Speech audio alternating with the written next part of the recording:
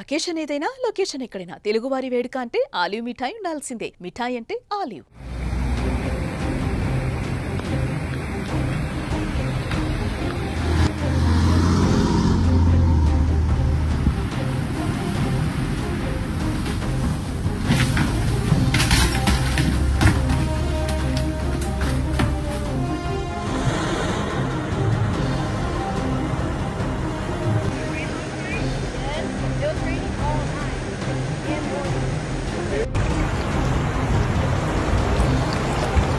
అగ్రరాజ్యం అమెరికానే వరదలు ముంచెత్తుతున్నాయి. అమెరికాలోని టెక్సాస్ రాష్ట్రం వరదలతో అతలాకుతలమవుతోంది.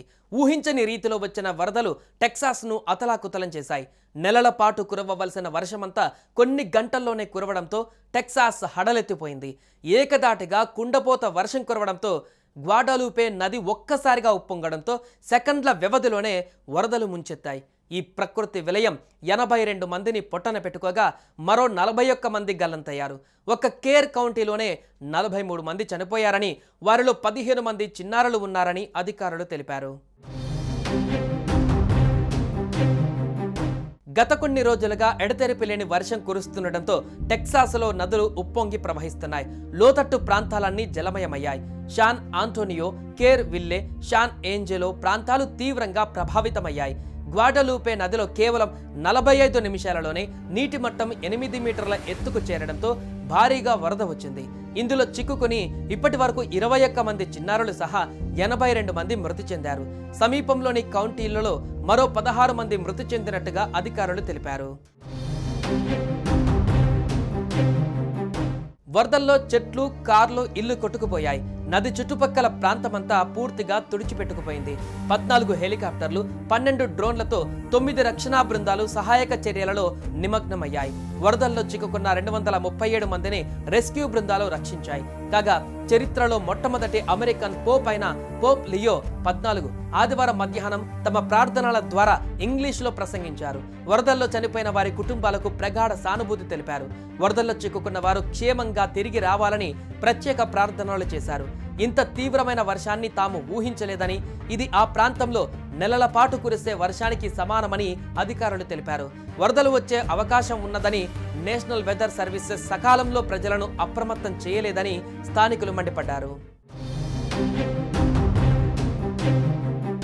టెక్సాస్లోని కేర్ కౌంటీ, టెక్సాస్ హిల్ కంట్రీలలో ఏర్పాటు చేసిన వేసవి శిబిరాలు వరదల్లో కొట్టుకుపోవడం వల్ల ఆయా చోట్ల 68 మంది మృతదేహాలు లభ్యమయ్యాయి. వీరిలో 28 మంది పిల్లలే ఉండడం విషాదకరమని పోలీస్ అధికారి తెలిపారు.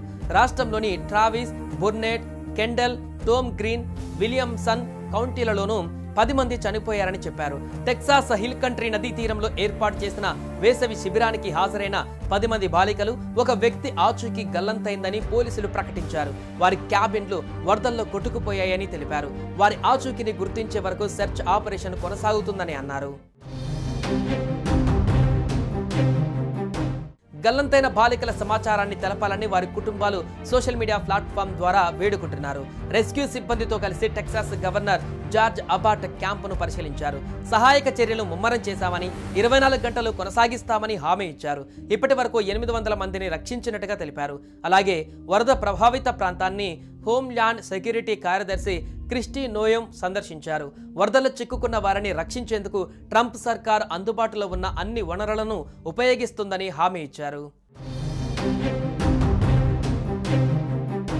జూలై 4వ తేదీ నుంచి వరదలు ప్రారంభమయ్యాయి.